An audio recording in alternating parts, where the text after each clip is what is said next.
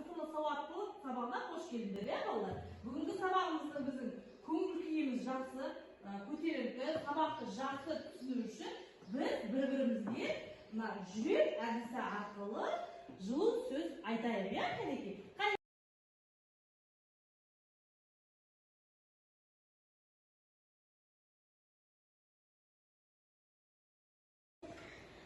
Виктория, бүгінгі сабақты жақсы оқы. Айзере, бүгінгі сабаққа жақсы қатыс. Айгөркен, бүгінгі сабақты түсініп жақсы қатыс.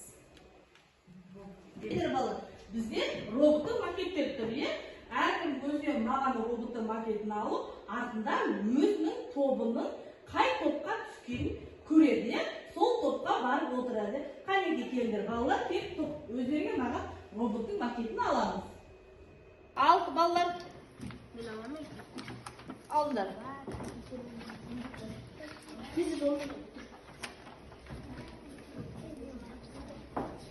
қандай топқа? Айсере, сен қандай топқа? Компьютер ма? Компьютер топқа бара ғой. Кәне, сен қандай топ? Робот па? Робот тобына бара ғой. Сен Халима отыра ғой бір робот тобына. Сен қандай топқа? Компьютер тобына отыра ғой.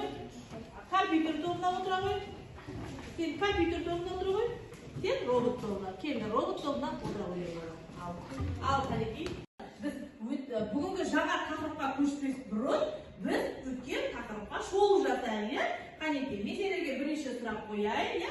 Жылдам тексеру әдісі арқылы біз өткен тақырыпты қайталап өтейік, иә, балалар? Енді бізде бірінші сұрағым менің идея ұғымы жоба дегенге анықтама кім береді? Жоба дегеніміз не? Ал Айгөркем айта қойшы. Оқушының өз бетінше орындайтын іс-әрекет. Өте тамаша, жарайсың. Ал екінші бізде, ал жобаны дайындайтын қандай қадамдарын білесіңдер сендер? Қалай біз жобаны дайындаймыз? Ал Альбина айта қойшы. Проблемалық тақырып таңдау, іс-әрекет жоспарлау, ақпаратты іздеу, нәтижеге жету, көпшілік алдында қорғау. Иә, дұрыс, көпшілік алдында біз ол жобаны қорғауымыз, иә? Дұрыс, өте тамаша балалар, жарайсыңдар. Жобаға қажетті ақпараттар біз қайдан аламыз ол жоба жасау үшін біз балалар? Кім айтады екен? Бағлан айта қойшы. Компьютермен іздеуге болады, телефонмен, достарыңызбен ақылдасқанға. Өте тамаша. Жарайсың, иә, балалар? Балалар, иә? Бағлан дұрыс айтады, біз жобаны жасау үшін біз ол жобаны біз қалай достарымызбен ақылдасып бірлесіп ұжыммен жасаймыз. Және ол жобаны біз алып интернеттен іздейміз, компьютермен жасаймыз, және мұражайдан аламыз керекті ақпараттар, және кітапханалардан аламыз керекті ақпараттар, иә балалар? Енді келесі бізде жобаны орындау кезеңіндегі түрлері қандай түрлері? Халима айта қойшы. Негізгі бойынша қысқа апталық айлық болады. айлық орындаушылық кезеңі. Орындаушылық, иә? Ол орындаушылық кезеңдер қалай орындаймыз біз? Мысалға, орындағанда біз ол қандай жеке болады, және ол топтық, иә? Ол жобаны біз жалғыз бір адам ғана қорғай алады, иә? Және ол топпен бірлесіп жобаны қорғауға болады, иә балалар? Өте тамаша, жарайсың, Халима. Балалар, ең соңғы сұрағымызға кім жауап береді? Жобаны орындаудың негізгі түрлерін кім айтады бізге? Айзере айта қойalım. Айта қой, қандай бізді болады? Мен білгім келеді, менің жобам. Жобамның мақсаты, одан кейін жобамның біздің ұсынысы, қорытындысы, одан кейін жағда ұсыныстар болады, иә? Дұрыс айтасыз, өте тамаша. Өткен тақырып бойынша сендер жақсы меңгерген кезде біз жобаны қалай жасап, жобаның жасалу жолдары, жобаның негізгі мақсаты қандай екенін біз түсіндік.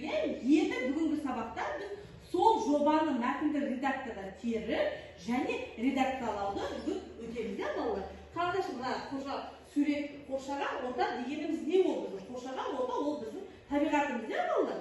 Енді осы бірінші суретте бізде қандай суреттер берілген мына жерде? Мына жерде бізде қандай берілген? Табиғат, мына жерде қандай берілген? Қала. Қала, енді осы кезде осыны мынау қандай айырмашылық бар екі суретте?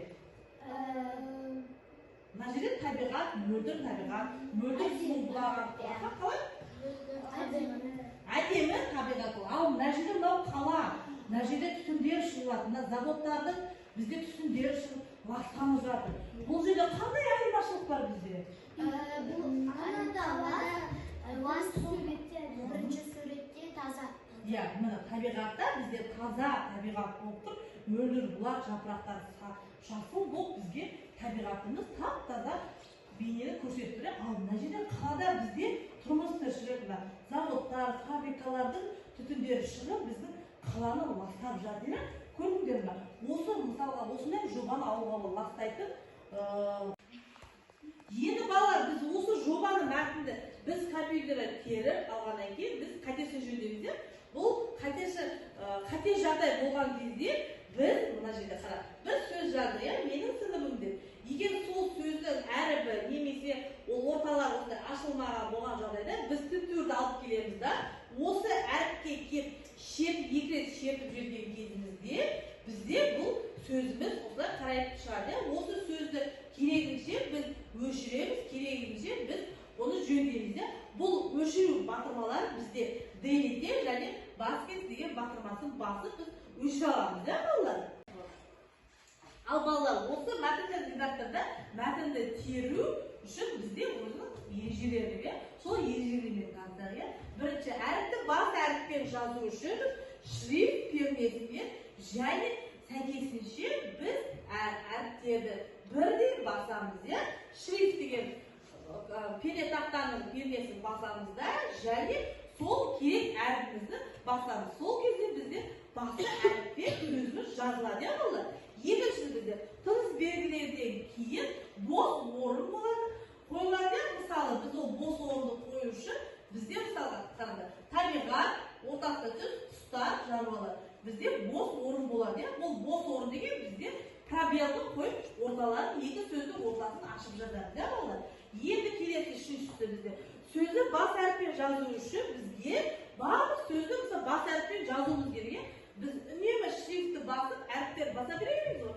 Сол үшін бізде капслок деген перненің, тақтаның бір пернесі бар, балалар.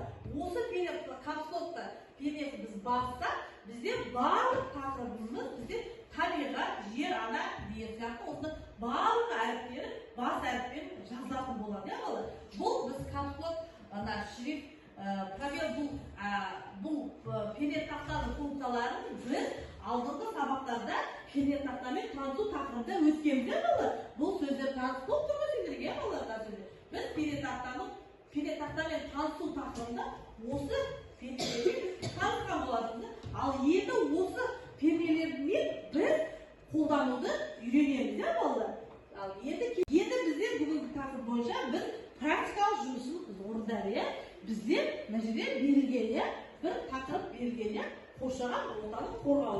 Біз топпен ақылдасып берейін. Топпен берейін ақылдасып. Осы жерде топпен жұмыс жасаймыз, балалар.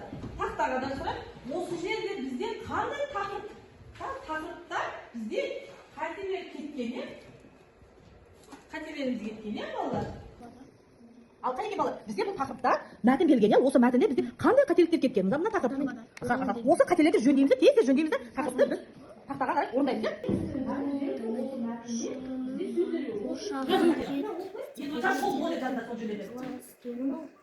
Жобада дұрыс қой. Ластану ғой. Қанеке, тез орындаймыз, балалар. Жобада дұрыс. Болды ма? Өте тамаша. Бітті құртасың, мәне бірінші бізде тақырыптың бірінші мәтіндегі сөзде бізде осы жерде қандай қателік бар екен? Жобада болады, жобада дұрыс, енді осы тақырыпты біз тексерейік, мәтінді біз дұрыс жасадық па, міне, қараңдар. Көрдіңдер, бізде тек қана қате жобада және қорғау екен. Бізді бұл жерде тапсырма болуында болды береміз. Біз әрбір қасындағы жобада болған. Көрдіңдер ме? Көрдіңдер ме? Жобада жода о жобада болған екен. Тамаша өте тамаша. Көрдіңіз қандай қателіктерді біз іздеп таптық, иә? Енді келесі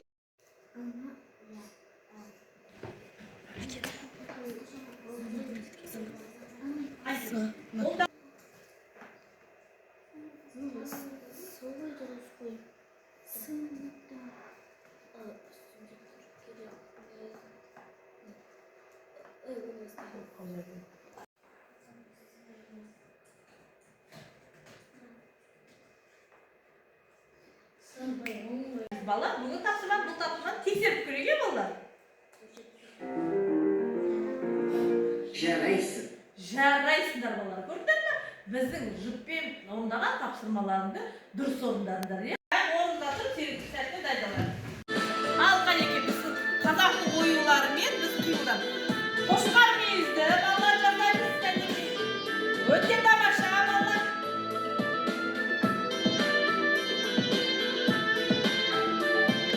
Алдық кет балалар.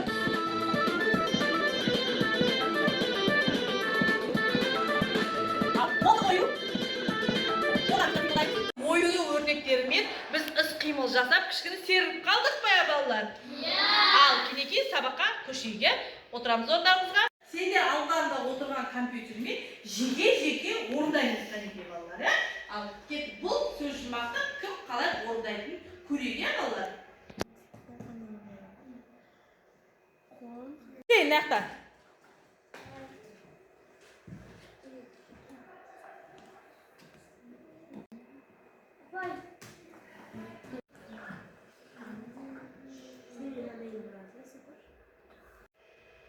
Ал балалар, енді біз осы бір тапсырма бар еді, біздерге.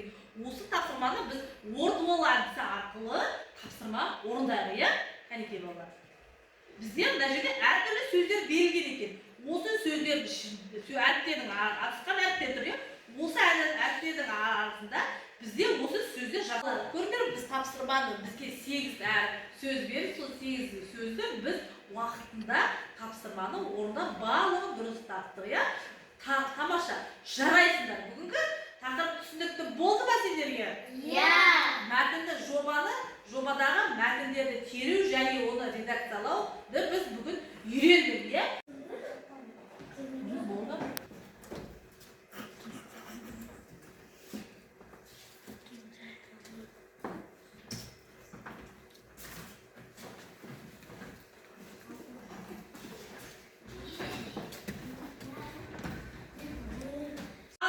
Бүгін тақырып бойынша біз жоба идеясының мәтінін теріп редакциялауды үйрендік, иә балалар? Иә. Балалар, бүгінгі сабақта өте тамаша қатыстыңдар сендер, иә?